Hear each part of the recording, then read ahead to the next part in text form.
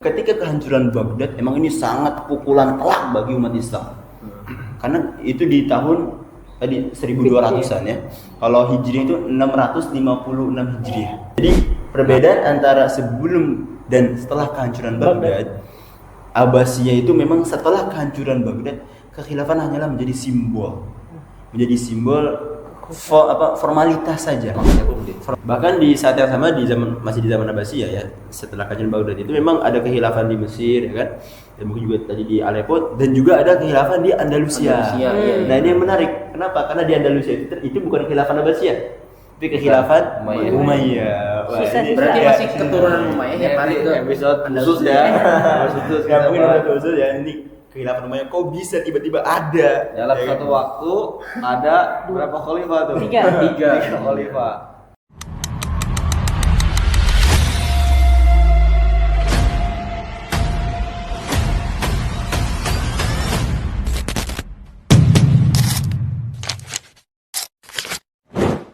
Bismillahirrahmanirrahim. Assalamualaikum warahmatullahi wabarakatuh. Waalaikumsalam warahmatullahi wabarakatuh.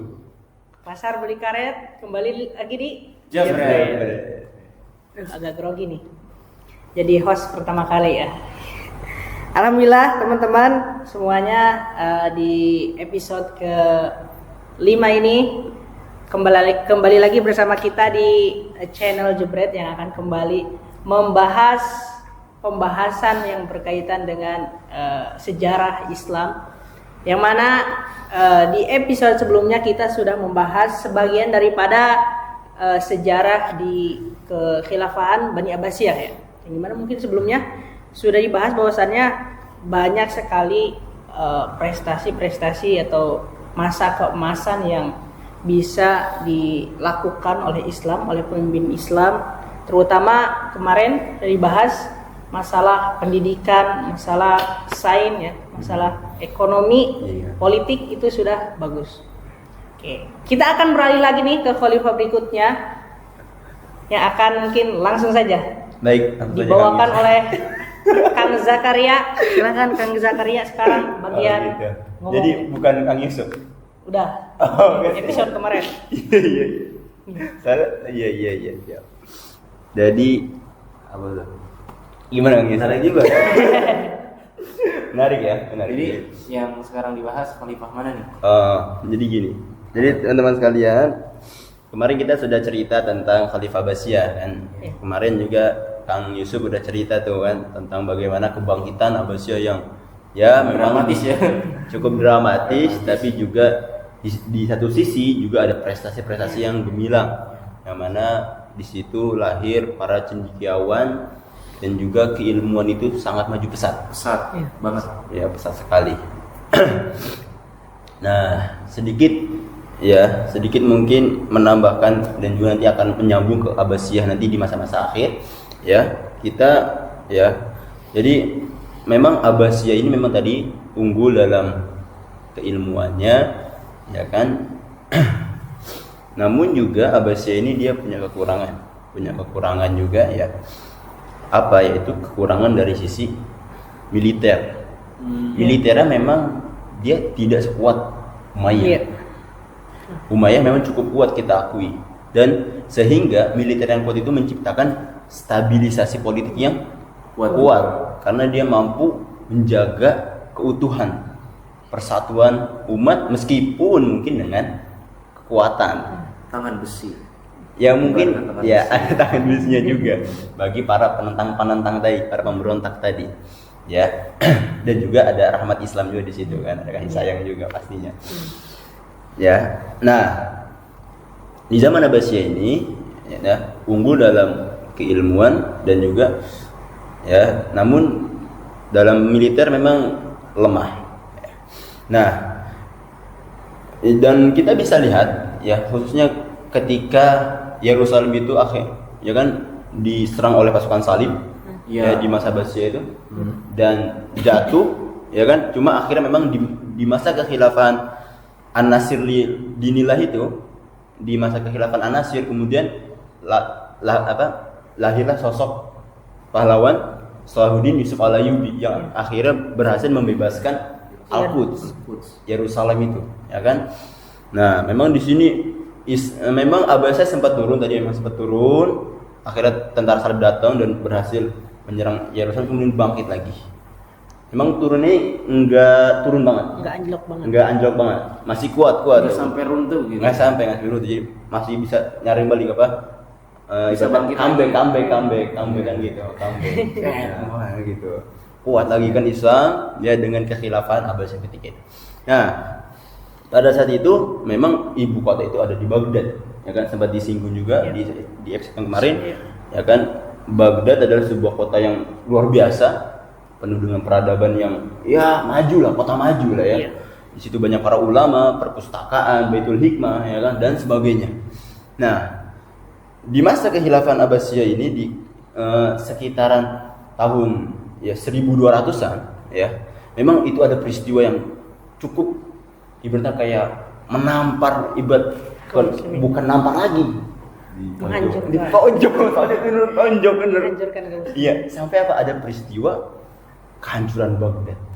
Bayangin teman-teman, Baghdad yang kota yang sangat luar biasa, pusatnya peradaban Islam ketika itu, bahkan mungkin dunia ketika itu, saking majunya Islam ketika itu, tiba-tiba ada sebuah tentara pasukan ya, namanya orang-orang Tartar, ya namanya kalau ini Mongol ya kan, orang Mongol menyerang Baghdad dan Baghdad dihancur rata. Kalau tidak salah ada sekitar 200.000 tentara ya.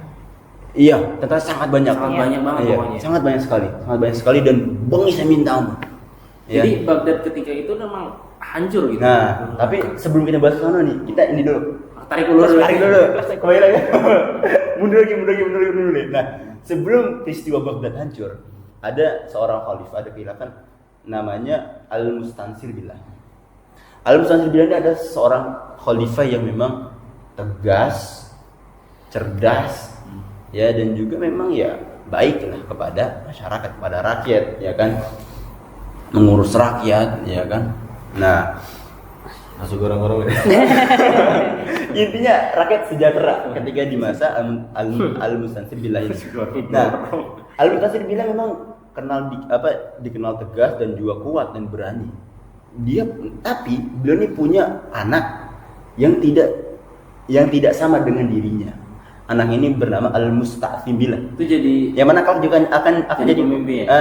Nanti setelah Al-Musta'sim Billah ini wafat, ketika wafat ada dua pejabat negara ibaratnya.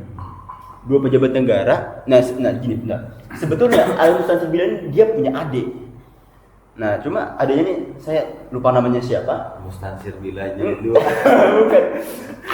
Adanya ini dia bahkan sosoknya yang juga dia sangat berani, bahkan mungkin dia pernah ngomong bahwasannya kepada kakaknya ini, berikan saya tentara maka saya akan seberangi lautan dan saya akan taklukkan negeri-negeri di seberang. Soekarno. Saking kuatnya adanya itu, maksudnya punya karakter yang kuat dan Soekarno kayak dia maksudnya. Oh iya, balik gitu. Astaga. Saya kekuasaan 19 lapangan kerja. 12 juta. Nah, 19 juta. ada dua pejabat negara, memang ada dua orang, seorang pejabat, dua pejabat yang mana dia ini memang ibaratnya munafik lah, gitu, ya kan? Musuh dalam selimut. Iya benar, serigala berbulu domba. Serigala berbulu domba. Nah, ketika Al-Mustansir Billah ini wafat, dua pejabat ini mencegah adiknya ini untuk naik menjabat khalifah, dicegat, dihalang-halangi, dan diangkatlah anaknya, ya kan, Al-Mustansir Billah. Ya, cuma teman-teman ini beda antara Al-Mu'tasim sama Al-Musta'sim. Mungkin ini harus harus diklarifikasi ya. Karena nanti editor tolong ditulis Mustansir. Iya. Ini anaknya Al-Musta'sim. Karena kalau Al-Mu'tasim Billah ini bedanya jauh. Kalau Al-Mu'tasim Billah kuatnya minta ampun. Yang mana kalau kita pernah dengar cerita yang perempuan yang minta tolong, Aina Al-Mu'tasim Billah, itu ini yang kuat. Tapi kalau yang Al-Musta'sim Billah ini yang lemah. Yang lemah karena memang dia ya mungkin karena masih muda umurnya dan mungkin kurang pengalaman. Berapa tahun? Nggak jadi wali kota ya gitu ya. Ya, intinya dia masih muda ketika itu, hingga akhirnya dia kan naik karena bapaknya wafat, dia naik jadi khalifah. Ya. Nah, ketika jadi khalifah ketika itu memang ada dari di wilayah di seberang sana di wilayah Cina. Iya. Ya, ini kita pindah haluan, pindah kamera. Jadi dari orang-orang di pedalaman Cina ini, jadi ada seorang pemuda namanya Genghis Khan. Nah, Genghis Khan ini dia punya bibinya ini nikah dengan pemimpin di wilayah itu. Nah, pada suatu ketika suami dari bibinya Genghis Khan ini meninggal, mati. Nah, dipanggillah Genghis Khan oleh bibinya. Ketika Genghis Khan dipanggil oleh bibinya, kata bibinya bahwasanya suamiku tidak punya anak laki-laki, tidak punya penerus. Maka ketika itu diangkatlah Genghis Khan menjadi pemimpin di wilayah itu. Nah, ketika Genghis Khan menjadi seorang pemimpin di itu, tersebarlah kabar itu ke orang-orang Tartar. Orang-orang Tartar di wilayah itu tersebar, dan orang-orang Tartar di wilayah Cina itu, di dalam Cina itu, mereka pada mengumpulkan kekuatan. Langsung. Kekuatan dan di bawah Genghis Khan. Dan memang berniat untuk menggulingkan Khan Agung, Kaisar Agung itu. Oh. Berarti kalau mau memang ada niatan itu. Nah, Khan Agung, ya kan, Kaisar Agung ini mendengar kabar tersebut, akhirnya dia pun menyiapkan pasukan juga. Dan singkat cerita, kemudian perang pun akhirnya terjadi antara Khan Agung dan Genghis Khan ini. Nah, kemudian perang pun dimenangkan oleh Genghis Khan. Nah, Genghis Khan dia juga bersama nggak tahu saudaranya apa temannya gitu. Ada juga Khan juga, tapi anda lupa siapa gitu. Nah, intinya Genghis Khan itu dia bersama temannya ini atau saudaranya, partnernya itu menguasai hampir seluruh daratan Cina kecuali satu kerajaan. Ada namanya wilayah, kalau nggak salah di sini wilayah Shakun, pokoknya Shakun itu. Tapi sebentar. Ini kan Genghis Khan versus Khan Agung nih. Genghis Khan dia pemimpin anak daerah, pemimpin otoritas di daerah tersebut, dan memang disokong oleh Tartar. Versus Khan Agung yang punya 6 kerajaan. Dan pasti setiap kerajaan punya basis militer ya. Betul. Maka ini sebetulnya ini menandakan kepiawaian.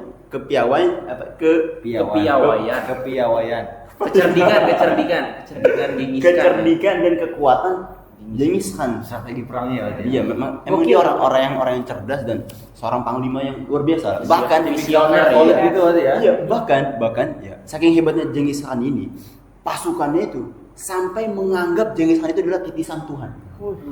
Mereka rela mati demi Genghis Khan. Saking setianya mereka sama Genghis Khan.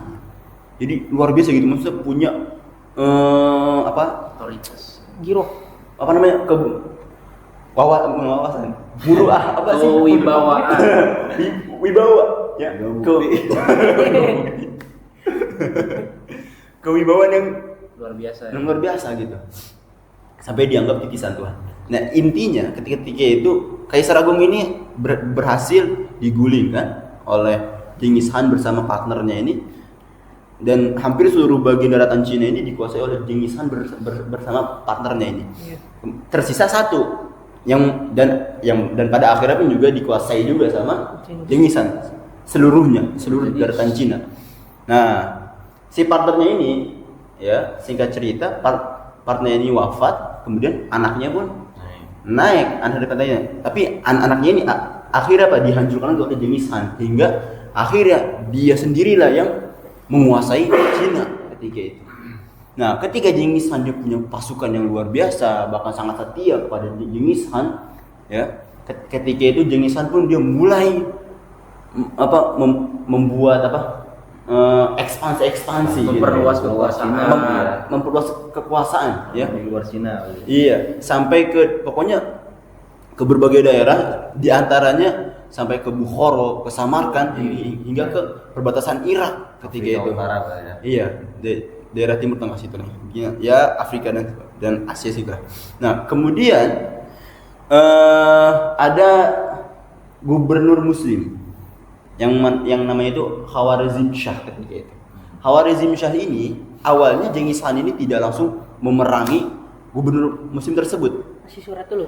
Ngasih surat dan perjanjian perdagangan dengan Genghis Khan. Namun pada akhirnya gubernur ini dia melanggar perjanjian tersebut dengan apa? Dengan membunuh para pedagang orang Tartar. Ya. Hingga dari situlah Genghis Khan akhirnya apa? Membalaskan serangan gubernur muslim itu sampai akhirnya lanjut ke berbagai wilayah Islam. Hingga akhirnya apa? Hingga akhirnya sampailah di setelah tahun-tahun berikutnya cucunya yang bernama Hulagu Khan dia mewariskan perjuangan Genghis Khan menghancurkan Baghdad. Dari situlah akhirnya apa? Itu apa? Kekuasaan Mongol ketika itu memang sangat luas dan memang terkenal dengan kebiadabannya, kebengisannya. Dan memang kuat iya. Bahkan saking kuatnya itu para wanita-wanita orang Tartar itu kayak laki-laki. Maksudnya saking maksudnya diibaratkan maksudnya ya. watak kerasnya itu kayak laki-laki, jiwa perang itu kayak laki-laki. Padahal Wanita-wanitanya gitu. Jadi memang saking kuatnya orang Tartar ketika itu dan mereka bengis juga dan mereka kan gak ada halal harumnya. Jadi semua itu dimakan. Iya. Semua dimakan. Bahkan di sini dituliskan bahwasannya daging manusia juga dimakan. Lagi apa? Daging manusia. Oh. Dan mereka juga tidak mengenal yang namanya nikah. Kawin. Iya, jadi paling ya, banyak. ketika itu wanita-wanita banyak wanita-wanita orang Tatar ketika itu ya mereka datang sendiri ke laki-lakinya. Pengen. Ya. Nah, pada intinya ketika kehancuran Baghdad emang ini sangat pukulan telak bagi umat Islam. Karena itu di tahun tadi 1200-an ya. Kalau Hijriah itu 656 Hijriah. Nah, ketika hancurnya Baghdad memang itu sangat mengguncang sekali umat Islam dan dari Baghdad Hulagu Khan ini dia ingin lagi ekspansi lagi, ya kan? Ekspansi lagi. Kemana? Ke wilayah Mesir.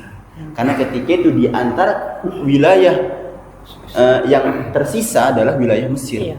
Mesir ketika itu ada seorang sultan juga, ya gubernur lah, seorang sultan yang mana sultan ini lemah karena usianya juga masih muda. Iya. Nah, namun di Mesir ini ketika itu ada yang namanya dulu ada budak. Memang ketika itu kan masih zamannya budak ya. Iya. Nah, namun budak-budak ini mereka ini bukan budak sembarangan. Bukan kaleng-kaleng. Pilihan ya. Jadi Ya. budak-budak premium ya. budak premium. Jadi budak-budak yang memang mereka ini dilatih. Mereka diberikan pendidikan bukan hanya akademik tapi juga militer. Jadi mereka cerdas dan juga jago perang. Nah, ketika itu ada seorang menterinya yang jadi namanya itu Saifuddin Qutuz.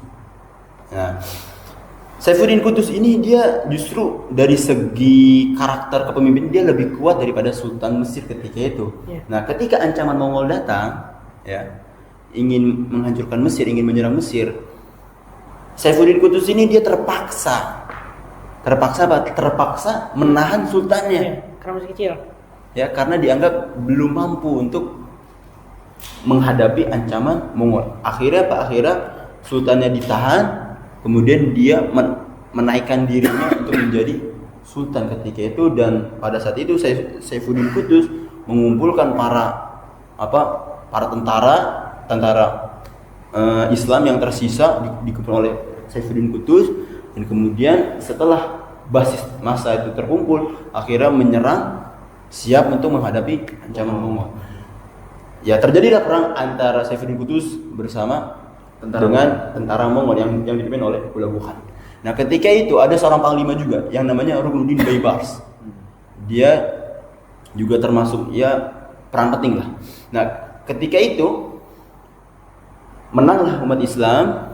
Nah, menanglah umat Islam dan kekhilafan pun kembali tapi bukan di Baghdad tapi kembali di Mesir. Mesir menjadi ibu kota kekhilafan ketika itu. Namun bedanya begini. Jadi perbedaan antara sebelum dan setelah kehancuran Baghdad, Abbasiyah itu memang setelah kehancuran Baghdad, kekhilafan hanyalah menjadi simbol formalitas saja, formalitas, jadi ya simbol kekuasaan aja. Tapi secara faktanya yang berkuasa adalah ketika itu adalah disebut dengan Mamluk. Itu Bani Mamaluk ya biasanya. ya memaluki. Jadi mereka para budak-budak yang dididik dan mereka punya kekuatan dan memerdekakan dirinya dengan dirinya gitu, menjadi pemimpin, dan mereka yang berkuasa ketika itu, mereka yang punya militer dan sebagainya. Nah, ketika itu setelah kekhalifahan kembali, memang disebutkan bahwasannya ketika itu Ada jeda 3 tahun kosong pemimpinan. nah itu setelah kehancuran Baghdad itu. Iya. Jadi 3 tahun itu Jadi kosong nih. jadi 656 Hijriah kehancuran Baghdad, kekhilafahan runtuh, hilang. Nah, di tahun 659 tuh bangkit lagi di Mesir setelah peperangan melawan Jadi Mullah Ghani. setelah masa kehancuran itu 3 tahun kosong. Iya. Iya, di tahun kosong. Jadi nggak ada khalifah tuh. Iya. Jadi ya Tapi ini kan kepemimpinan tetap ada. Maksudnya kan udah dihancurkan di sini. Heeh. Khalifahnya kan udah dibunuh kan? Udah dibunuh khalifahnya, dan waktu itu kan udah gonjang ganjing. Maka negeri-negeri yang belum tercaplok itu mereka mulai. Nah, yang menarik nih, ini kan kita setelah 3 tahun kan, setelah Khalifah Al-Mustansir Billah Jilid 2. Dia kan adanya dari Al-Mustansir 1 kan? Iya. Itu kan kakaknya tuh. Dia kan dibaiat sama Sultan Az-Zahir. Az-Zahir Baibur apa Bebas. Bebas. Nah itu ya, tadi kan ada nama panglima yang namanya Ruknuddin Bebas. Nah, nanti dia juga membelot kepada kekhilafahan yang di Mesir hingga akhirnya dia jadi sultan dan diubah namanya jadi Malik Az-Zahir. Lanjut, tadi setelah ada khilafah di Mesir, ternyata masih ada juga bagian dari wilayah Islam itu yang masih aman, belum diserang dengan Tartar, yaitu Aleppo. Aleppo juga mendeklarasikan sebagai khilafah yang dipimpin oleh Syamsuddin Aqusi, dipimpinnya sama beliau. Jadi beliau mendirikan khilafah karena udah gak ada khilafah waktu itu, 3 tahun kosong. Maka negara-negara muslim yang mungkin menurut pemahaman saya, menurut pandangan saya, karena kosong ya udah, daripada kosong mending satu wilayah yang sekiranya mampu secara militer dan kemampuan dia itu berkhilafah yang mendirikan. Salah satunya kan tadi, karena kalau Al-Mustansir Jilid 2, Billah Jilid 2 itu kan dia masih ada kekerabatan, masih adanya kan dinasti ya kan. Kalau berbicara Abbasnya kan dinasti, maka setelah kakaknya ya kalau dinasti kan berarti ke saudaranya. Kalau nggak saudara anaknya lah minimal. Tapi kan sudah dibantai semua. Yang selamat cuma Al-Mustansir Billah itu, yang dalam riwayat diceritakan bahwasanya ketika pembantan terjadi dia itu ada yang mengatakan dia sedang di penjara, ada yang mengatakan juga karena dia bercerai, dicerai dari istrinya dan otomatis dia nggak di Baghdad pada waktu itu. Jadi ya ini ada yang mungkin menjadi bahan diskusi nanti kita berikutnya terkait adanya khalifah yang kedua. Jadi khalifah pertama itu ada tadi yang di Mesir dan di Aleppo juga ada. Ya, bahkan ya benar. Khalifahnya Syamsuddin Aqusi namanya. Dia pun sama karena kan ini udah gonjang-ganjing 3 tahun kosong, maka dia pun mendirikan. Bahkan di saat yang sama masih di zaman Abbasiyah ya, setelah kehancuran Baghdad itu memang ada kekhilafan di Mesir ya kan. Dan mungkin juga tadi di Aleppo dan juga ada kekhilafan di Andalusia. Nah, ini yang menarik. Kenapa? Karena di Andalusia itu bukan kekhilafan Abbasiyah, tapi kekhilafan Umayyah. Berarti masih keturunan Umayyah yang tarik ke episode khusus ya. Khusus Ya mungkin kita ada khusus ya, ini kekhilafan Umayyah kok bisa tiba-tiba ada dalam ya, satu waktu ada berapa khalifah tuh? 3 khalifah. Sedangkan yang harus dipilih cuma 1. Oke, next. Jadi itu yang ingin saya tanyakan, itu kan tadi kan pembantaian di Baghdad ya kan. Efek yang dihasilkan dari pembantaian atau penghancuran Baghdad itu apa aja sih? Wah, sangat luar biasa. Padahal kan pada saat itu memang Baghdad itu menjadi pusat peradaban dunia ya bahkan ya. Nah, memang parah banget. Jadi memang ya yang pasti adalah banyak karya-karya keilmuan itu memang banyak yang Dihancurkan. yang hilang akhirnya, kan banyak perpustakaan juga yang akhirnya dibakar. Intinya itu rata tuh, kota tuh rata. Bahkan korbannya itu di sini disebutkan mungkin sampai 1 juta. Duduk itu mati semua, baik laki-laki, perempuan, anak mati karena tujuan mereka itu sebenarnya bukan untuk mencari harta kekuasaan, tapi tujuannya adalah membunuh ras lain Ya. sampai hanya ras mereka yang tersisa. Jadi mereka pengen rusak aja intinya. Hitler juga terinspirasi dari kayaknya Hitler ya. Jadi saking bengisnya tuh gitu. Mereka bunuh semuanya, mau perempuan, anak-anak dibunuh. Nah, gedangan darah sampai sini kan, gedangan darah sampai mata kaki ya. Gedangan darah di bawah. Iya. Benar. Makanya itu Buku-buku yang dibuang ke Sungai Iya. Dajilah kan. Sampai Dajilah kan- tinta ya. Sampai katanya penuh dengan tinta itu sungai. Dan sebetulnya kalau banyak konspirasi nih, kalau semisal kitab-kitab manuskrip yang Di Baghdad. dibuang ke Sungai Dajilah itu nggak dibuang, mungkin sudah ada alat ke bulan. Katanya nih, alat ke bulan. Iya, buat ke bulan bisa tidur di angkasa, gitu, ada apartemen. Itu kan sebagian dari ilmu hilang di sana kan. Ilmu di kan itu pusat peradaban, Iya. perpustakaan terbesar di dunia. Iya. Dan sebagai besarnya dihilang dan sebagai lain diambil sama mereka. Coba kalau masih ada, Iya. wah, apa yang terjadi kalau Baghdad hancur? Ada konspirasi masih juga kuat. yang mengatakan bahwasanya buku yang ada di Baitul Hikmah ya. Waktu itu tuh kan diserang, kemudian ada yang ngomong diambil. Ya. Sehingga mulai dari mungkin tahun itu tuh mungkin kaum kafir tuh lebih cepat gitu sayangnya Betul, dibandingkan iya, iya. kaum muslimin gitu. Karena tadi ya, manuskrip, Iya. dokumen yang penting ceritanya. Cuma memang tadi kita lanjut ya, intinya dari kehancuran Baghdad itu khalifah bangkit di Mesir dan kekhilafan ketika itu hanya sebagai simbol formalitas saja. Yang menguasai siapa tadi? Bani Mamluk tadi atau Bani Mamaluk tadi. Nah, hingga akhirnya nanti setelah kekhalifahan berikut setelah bertahun-tahun kemudian nanti akan ada sebuah bangsa yang mana dikenal dengan Bani Saljuk. Nah, Saljuk. yang mana nanti Bani Saljuk ini menjadi andalan militernya kekhalifahan Abbasiyah. Ya, dan juga ini menjadi asal muasal kekhilafan Utsmaniyah yang akan kita ceritakan di episode berikutnya. Jadi memang Abbasiyah ini dia masa kekhilafan yang paling panjang. Paling panjang. Dari Umayyah, Utsmaniyah, Abbasiyah itu paling panjang. Paling panjang dan ya tadi banyak lika-liku yang terjadi, memang sempat kekhilafan itu hilang tapi muncul lagi ketika itu, dan umat Islam pun masih kuat ketika itu, masih kuat, dan ya luar biasa lah, banyak pelajaran yang bisa kita ambil ya kan.